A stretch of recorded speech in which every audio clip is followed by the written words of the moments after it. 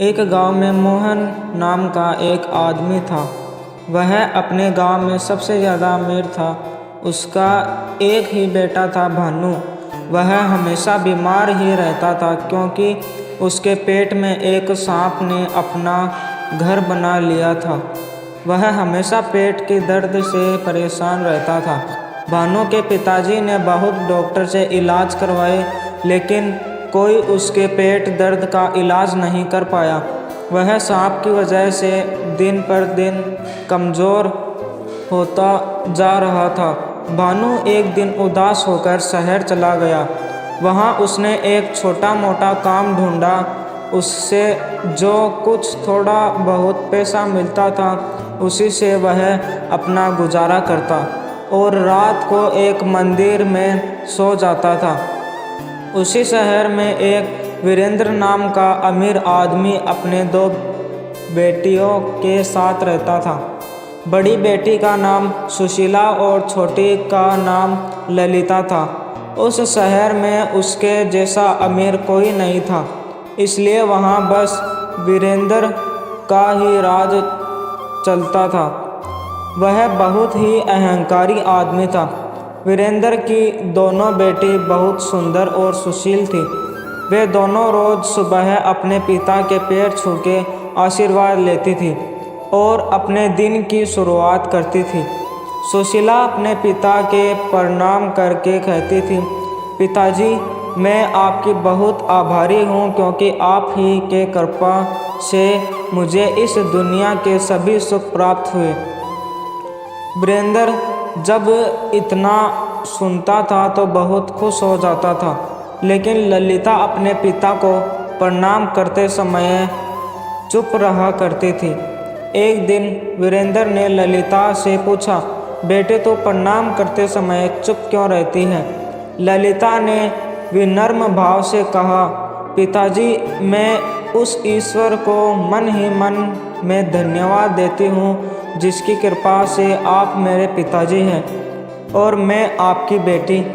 इतना सुनते ही वीरेंद्र गुस्सा हो गया और बोला, मैं कोई ईश्वर को नहीं मानता, ये सब ढोंग है।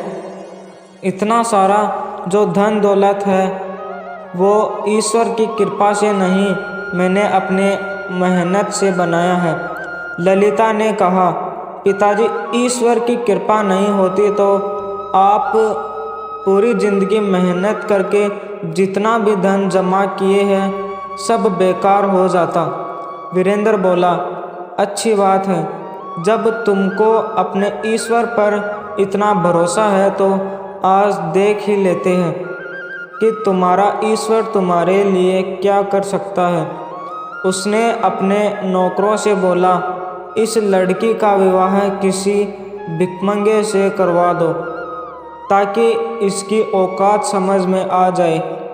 वीरेंद्र के नौकरों ने ललिता के लिए किसी भिखमंगे की खोज शुरू कर दी। एक दिन नौकरों ने भिखमंगे को खोजते खोजते एक जंगल में पहुंचे। वहां एक पेड़ के नीचे भानु भूखे प्यासे सोया हुआ था और एकदम भिखमंगे के जैसा दिख रहा था। वीरेंद्र के नौकरों ने उसको पकड़ लिया और उसके पास ले आए। वीरेंद्र ने अपने छोटी बेटी ललिता का विवाह उसी के साथ कर दिया। यह देखकर सुशीला ने उसका मजाक उड़ाते हुए बोली, व्यर्थ की बातें करके तुमने पिताजी को गुस्सा दिला दिया था। अब बहुत समय है, तू उनसे क्षमा मांग ले। क्या तुझे इतना भी पता नहीं कि किसी बड़े या अपने किसी गुरु समान पिताजी की भावनाओं को चोट पहुंचाना सही नहीं है? ललिता बोली, दुनिया में किसी से डरकर या अपने सुख के लालच में आकर जो व्यक्ति सत्य का साथ देना छोड़ देता है उनकी ईश्वर भी कोई मदद नहीं करता है और वो भी नाराज़ हो जाते हैं। और पिताजी के लिए मेरे मन में आदर का यह अर्थ नहीं है कि मैं उनके अहंकार में भी उनका साथ दूं। अगर मेरे भाग्य में भीख मांगना ही लिखा है तो उनको कौन रोक सकता है। वीरेंद्र ने ललिता और भानु को कुछ पैसे देकर अपने घर से निकाल दिया और बोला, तुम अपना मुंह मुझे कभी मत दिखाना। ललिता ने खुशी खुशी अपने पति के साथ घर से निकल गई। जंगल की ओर चल पड़ी। चलते चलते थक गए और दोनों को प्यास भी लग गई थी। कुछ दूर गए तो रास्ते में एक उन्हें तालाब दिखा और वहीं पर रुक गए। दोनों वहां पर पानी पिए और आराम करने लगे। आराम करते करते दोनों वहीं पर सो गए। जब ललिता नींद से उठी तो उसने देखा कि उसका पति एकदम गहरी नींद में सोया हुआ था और उसके मुंह से एक सांप अपना फन बाहर निकालकर एक बिल की तरफ देख रहा था और उस बिल से दूसरा सांप अपना फन बाहर निकाल पहले वाले सांप को देख रहा था। दोनों सांपों ने एक दूसरे से बहस करना चालू कर दिया और एक दूसरे का रहस्य बताने लगे। बिल वाले सांप ने कहा, अरे दुष्ट, तू इतने सुंदर और नादान बालक का जीवन क्यों नष्ट कर रहा है? तू ये नहीं जानता ये कितने अमीर घर का लड़का है। तू इसको इतना कष्ट दे दिया है कि ये लड़का मजबूरी में अपना घर छोड़ दिया है। अब तो बंद कर दे अपनी दुष्टता। तभी भानु के मुंह वाले सांप बोला, तूने भी तो अपने बिल के अंदर एक विशाल खजाने को बर्बाद कर रहा है। तुझे तो मैंने कुछ नहीं कहा।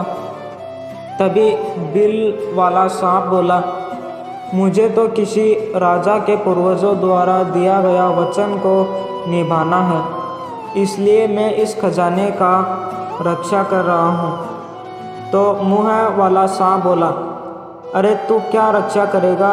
कोई आदमी तेरे बिल में बस 2 बाल्टी गर्म पानी डाल दे तो तू मर जाएगा और खजाना भी उसका हो जाएगा।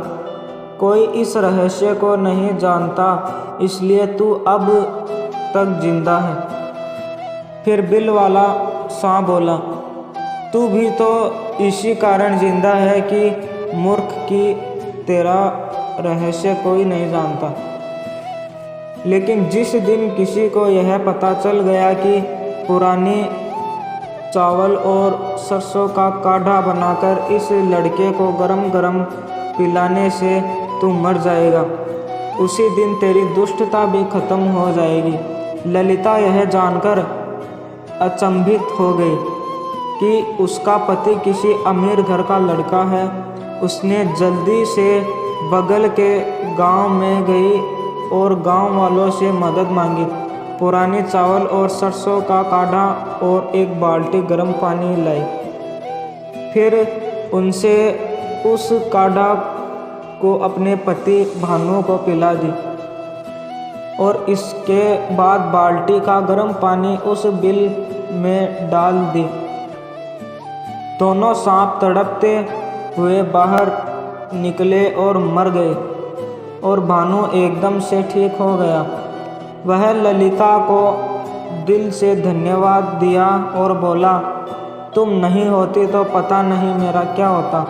ललिता ने खजाने वाली बात भानु को बताई और दोनों ने मिलकर उस जगह को खोदा तो वहाँ बहुत सोना, चांदी और हीरा निकला। वे दोनों खुश हो गए और भानु ने वहाँ का पूरा खजाना और अपनी पत्नी ललिता को लेकर अपने गांव खुशी खुशी चला गया। सारांश, इस कहानी से हमें ये शिक्षा मिलती है कि हर इंसान को अपनी गुप्त बातें किसी को बतानी नहीं चाहिए। इसलिए कहा गया है कि रहस्य ही सुरक्षा है। आप लोगों को ये कहानी कैसी लगी हमें कमेंट करके ज़रूर बताइए।